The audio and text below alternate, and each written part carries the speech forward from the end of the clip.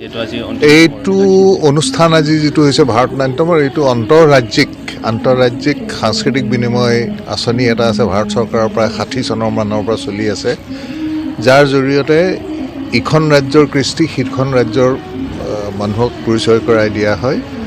আজি প্ৰায় 63 বছৰে আঁচনিটো অসমত চলি আছে আৰু এতিয়া ইয়াৰ নোডেল এজেঞ্চি হৈছে NEZCC, তাৰমানে উত্তৰ পূব সাংস্কৃতিক যিটো মণ্ডলিক সাংস্কৃতিক কাৰ্যালয় আছে তেওঁলোকে কৰে।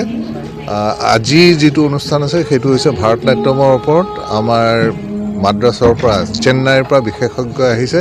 তেওঁলোকে আহি গোটেই উত্তৰ পূৰ্বাঞ্চলৰ যিসকল ছাত্ৰ ছাত্ৰীয়ে ভাৰতনাট্যমৰ প্ৰাৰম্ভিক শিক্ষা আৰম্ভ কৰিছে তেওঁলোকক আৰু উন্নতমানৰ শিক্ষা আৰু বিতংকে যাতে তাৰ অৰ্থ নাইবা তাৰ সংগীতৰ সম্পৰ্কে পৰিচয় কৰাই দিবলৈ এই আজি অনুষ্ঠানটি হৈছে। অনুষ্ঠানটোৰ আজি ভেলিডিক্টৰী মানে দীক্ষান্ত সমাৰোহ। এই দীক্ষান্ত সমাৰোহত তেখেতসকলক চাৰ্টিফিকেট দিয়া হ'ব আৰু তেখেতে কি শিকিলে এই অনুষ্ঠানটি তেখেতসকলে পৰিৱেশন কৰিব। This is a conceptualized by our late Governor La Ganeshan Ji, who was the governor of Nagaland and chairman NEZCC.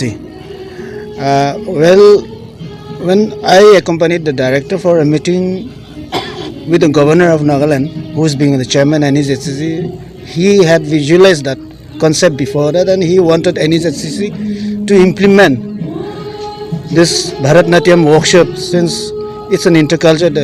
He said that every citizen of India should learn each other's culture, and we should understand each other's culture. Since Bharatnatyam is not very much popular here in the Northeast, he wanted this kind of a workshop should be held not only once in a year, but at least 2-3 times in a year. But this is the first thing that we have come up, and this project has been considered by the Ministry of Culture, and we have started this workshop. And today being the culmination day, we are all present here today. And thank you so much to the press for being with us.